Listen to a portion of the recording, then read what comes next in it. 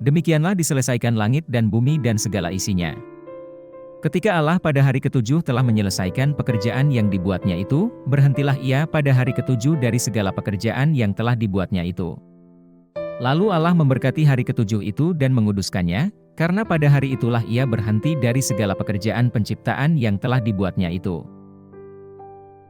Demikianlah riwayat langit dan bumi pada waktu diciptakan.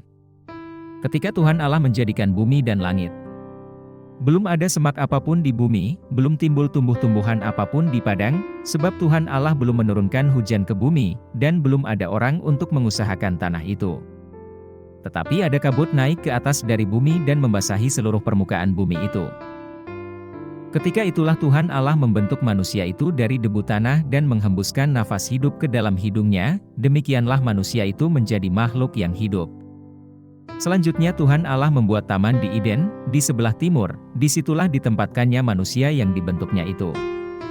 Lalu Tuhan Allah menumbuhkan berbagai-bagai pohon dari bumi, yang menarik dan yang baik untuk dimakan buahnya, dan pohon kehidupan di tengah-tengah taman itu, serta pohon pengetahuan tentang yang baik dan yang jahat. Ada suatu sungai mengalir dari Eden untuk membasahi taman itu, dan dari situ sungai itu terbagi menjadi 4 cabang. Yang pertama, namanya Pison, yakni yang mengalir mengelilingi seluruh tanah Hawilah, tempat emas ada. Dan emas dari negeri itu baik, di sana ada damar bedolah dan batu krisopras. Nama sungai yang kedua ialah Gihon, yakni yang mengalir mengelilingi seluruh tanah Kus. Nama sungai yang ketiga ialah Tigris, yakni yang mengalir di sebelah timur Asyur. Dan sungai yang keempat ialah Efrat. Tuhan Allah mengambil manusia itu dan menempatkannya dalam Taman Eden untuk mengusahakan dan memelihara taman itu. Lalu Tuhan Allah memberi perintah ini kepada manusia, semua pohon dalam taman ini boleh kau makan buahnya dengan bebas.